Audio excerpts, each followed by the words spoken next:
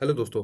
TCS के second quarter का जो है रिजल्ट वो आ चुका है और इस फैक्ट शीट में हम देखेंगे कि कंपनी का जो 3 महीने का जो बिजनेस था वो कैसा हुआ है।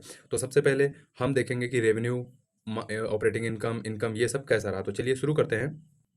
तो देखिए, सबसे पहले रेवेन्यू की अगर हम बात करें तो रेवेन्यू जो यहाँ पे दिया है वो मिलियन में दिया हुआ है। और इसलिए मैं इसको आपको करोड़ के नंबर में आपको मैं डिफाइन करके चेंज करके बताता हूँ। तो देखिए, जो ये सेकंड क्वार्टर था यहाँ पे जो कंपनी का रेवेन्यू हुआ है, आप इन नंबर्स पे जरा नजर डालिए। तो देखिए, ये जो सेकंड क्वार्टर था इसका जो रेवेन्यू है वो 59,692 करोड़ का हुआ है। अगर हम प्रीवियस क्वार्टर यानी कि जो इससे 3 महीने का पहले का जो फर्स्ट क्वार्टर था वहां से अगर हम कंपेयर करें तो 59,381 करोड़ था। तो वहां से रेवेन्यू जो है वो इंक्रीज आपको देखने को मिल रहा है। अगर हम फाइनेंशियल ईयर 23 के सेकंड क्वार्टर से कंपेयर करें तो आप देखिए वहां पे जो रेवेन्यू हुआ था वो मोटा मोटा आप देखिए 55,000 करोड़ का हुआ था। तो इस बार 59,000 करोड़, यानी कि रेवेन्यू जो है वो ग्रोथ किया है कंपनी का। तो ठीक है। उसके बाद अगर हम फिर देखेंगे ऑपरेटिंग इनकम कंपनी की कैसी रही, तो यहाँ भी देखिए आपको एक ग्रोथ देखने को मिली है, यानी कि 14,483। और अगर हम एक साल पहले यानी वाई ऑन वाई बेस पे अगर हम कंपेयर करें तो जो थी वो 13,000 समथिंग थी। तो यहाँ पे ऑपरेटिंग इनकम भी बढ़ी है। और ऑपरेटिंग इनकम के साथ मैं आपको दिखाना चाहूंगा ऑपरेटिंग मार्जिन। तो सेकंड क्वार्टर के देखिए जो मार्जिन है वो 24.3, यानी कि जो मार्जिन है वो कंपनी के इंक्रीज हुए हैं। और जो फर्स्ट क्वार्टर था फाइनेंशियल ईयर 24 का, वहां पे जो मार्जिन थे वो कंपनी के मार्जिन डाउन जा रहे थे। इस वजह से आप देख रहे हैं शेयर प्राइस भी काफी दिन से करेक्शन में चल रहा था। तो देखिए, मार्जिन जो होता है वो कंपनी के लिए बहुत इंपॉर्टेंट होता है। इस वजह से अगर मार्जिन का किसी भी कंपनी के कम होते हैं तो वो एक उसका रिजल्ट, मार्जिन का रिजल्ट जो है वो आपको शेयर प्राइस पे जरूर देखने को मिलेगा। तो मार्जिन देखिए आप अप हुए हैं सेकंड क्वार्टर में। उसके बाद नेट इनकम की अगर हम बात करें तो ये जो सेकंड क्वार्टर था यहाँ पे नेट इनकम कंपनी की जो कमाई है वो बढ़ी है 11,342 करोड़।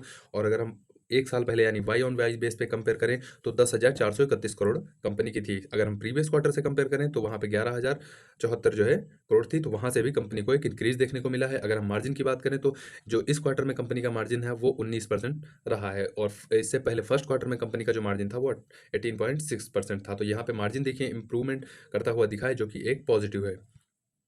तो रेवेन्यू, मार्जिन ये सब देखने के बाद अब हम आपको बताते हैं कि जो कंपनी जिन सेक्टर में बिजनेस जो है करती है, चाहे वो consumer business, life science, BFSI, technology, manufacturing, ये सब है, यहाँ पे कंपनी को ग्रोथ हो रही है कंपनी की या फिर ग्रोथ नहीं हो रही है, तो ये हम आपको तो कंपनी का जो बीएफएसआई सेक्टर है, आप देखिए यहाँ पे ये मैं आपको दिखाता हूँ। तो देखिए, यहाँ पे आप मोस्टली आप देखेंगे तो ज़्यादातर आपको डिग्रोथ ही देखने को मिलेगी। क्योंकि देखिए, बीएफएसआई सेक्टर जो हुआ ये बैंकिंग, जो बैंक होती हैं फॉरेन के जो बैंक हैं, वहाँ पे आप देख रहे हैं कि कुछ समय पहले आपको न्यूज़ मिल रही होगी कि ये बैंक कोलैप्स कर गई या फिर ये कोलैप्स कंगाल हो गई। तो इस टाइप की न्यूज़ मिल रही। तो इस वजह से जो भी आईटी कंपनियां हैं, देखिए मोस्टली आईटी कंपनियों का जो बिजनेस है वो फॉरेन से ही आता है।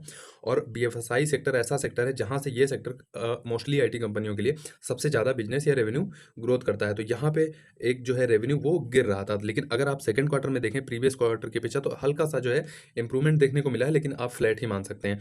अगर हम सेकंड क्वार्टर 23 से कंपेयर करेंगे तो भी आप देखिए वहां से आपको -0.5% की डी ग्रोथ देखने को मिलेगी। तो मोस्टली जो सेक्टर आप देख पा रहे हैं, चाहे वो कंज्यूमर हो या फिर आप देख टेक्नोलॉजी सेक्टर हो या फिर आप कम्युनिकेशन एंड मीडिया सेक्टर हो, वहाँ पे आपको देखिए डी ग्रोथ ही ज़्यादातर देखने को मिलेगी। लेकिन जो एनर्जी सेक्टर है और रीजनल मार्केट जो भी एनर्जी सेक्टर का है, वहाँ पे आपको सबसे अच्छी ग्रोथ देखने को मिलेगी। तो रिजल्ट जो है वो ग्रोथ, सेगमेंट वाइज ग्रोथ के हिसाब से लगभग फ्लैट ही रहा है। उसके बाद मैं आपको बताता हूँ कि क्लाइंट देखिए, हमने ये देख लिया। अब क्लाइंट, यानी कि क्लाइंट जो होते हैं वो आईटी कंपनियों के लिए बहुत इंपॉर्टेंट होते हैं। क्लाइंट जो होते हैं, क्लाइंट अगर कंपनी के बढ़ते रहेंगे तो फिर कंपनी को बिजनेस या फिर ऑर्डर मिलते रहेंगे। तो क्लाइंट जो है आईटी कंपनियों के लिए मोस्टली इंपॉर्टेंट होते हैं मोस्ट। तो सबसे पहले हम देखेंगे जो $1 मिलियन से भी ऊपर का जो रेवेन्यू कंपनी के लिए लेकर आते हैं वो क्लाइंट बढ़ रहे हैं या फिर वो क्लाइंट नहीं बढ़ रहे हैं। तो देखिए 1272 जो क्लाइंट हैं इस बार हैं, जो कि अगर हम प्रीवियस क्वार्टर से कंपेयर करें तो वहाँ पे 1210 जो है क्लाइंट थे। तो ये एक अच्छी चीज़ है। अगर हम $5 मिलियन से ज़्यादा का जो रेवेन्यू लेकर आते हैं वहाँ पे देखें तो वहाँ भी ग्रोथ देखने को मिली है। और $10 मिलियन हुआ या फिर 20 या फिर 50 या $100 मिलियन के जो हुए, वो देखिए आप क्लाइंट जो है वो बढ़ रहे हैं। तो क्लाइंट बढ़ना एक अच्छी चीज़ होती है आईटी कंपनियों के लिए, क्योंकि क्लाइंट बढ़ रहे हैं तो उनको बिजनेस मिलेगा, बिजनेस मिलेगा तो उनकी इनकम होंगी, और इनकम होंगी तो कंपनियां जो है वो ग्रोथ करेंगी। तो ये हो गया जो है client matrix. Client matrix most important. Client matrix के साथ साथ एम्प्लॉय बेस भी हम देखेंगे कंपनी का कि एम्प्लॉय, टोटल एम्प्लॉय बढ़ रहे हैं या घट रहे हैं। क्योंकि एम्प्लॉय देखिए, एम्प्लॉय बेस देखने से क्या होता है कि आपको पता चल जाता है। जैसे कंपनियों को ऑर्डर ज़्यादा मिलते हैं तो भाई उनको टाइम पे एग्जीक्यूट करके देना होता है, तो उससे जो है आपको ज़्यादा जो है वर्क फोर्स चाहिए होती है। तो इस वजह से एम्प्लॉय बेस बहुत ही ज़रूरी हो जाता है। लेकिन इस क्वार्टर में अगर हम देखें सेकेंड क्वार्टर 24 के जो है, तो आप देखिए क्लाइंट जो है वो एम्प्लॉय जो है वो देखिए आप काफ़ी आपको एक डाउन देखने को मिला। लगभग 6,000 से ज़्यादा के जो एम्प्लॉयी हैं वो उनमें कमी आई है। अगर हम प्रीवियस क्वार्टर से कंपेयर करें, देखिए 6,15,318 क्लाइंट थे और इस बार जो क्लाइंट है वो 6,08,985 ही क्लाइंट है। अगर हम वाई ऑन वाई बेस पे देखें तो वाई ऑन वाई बेस पे भी आप देखिए आपको एक डीग्रोथ देखने को मिलेगी। मैनेजमेंट ने जो इसका रीज़न बताया वो नॉर्मल एट्रिशन बताया। देखिए जो कि एट्रिशन रेट यहाँ पे लगभग 15% के आसपास है, जो कि अगर हम वाई ऑन वाई बेस पे देखें तो लगभग 17% के आसपास था। तो एट्रिशन कम हुआ है, लेकिन ये जो क्लाइंट एम्प्लॉय बेस कम हुआ है, इसका कंपनी ने रीज़न जो है नॉर्मल नेचुरल एट्रिशन ही बताया है। तो ये था एम्प्लॉयी बेस। अब पूरे रिजल्ट का मैं आपको एक हाइलाइट के तौर पे स्नैपशॉट में मैं आपको बताता हूँ कि ओवरऑल रिजल्ट कैसा रहा। तो देखिए,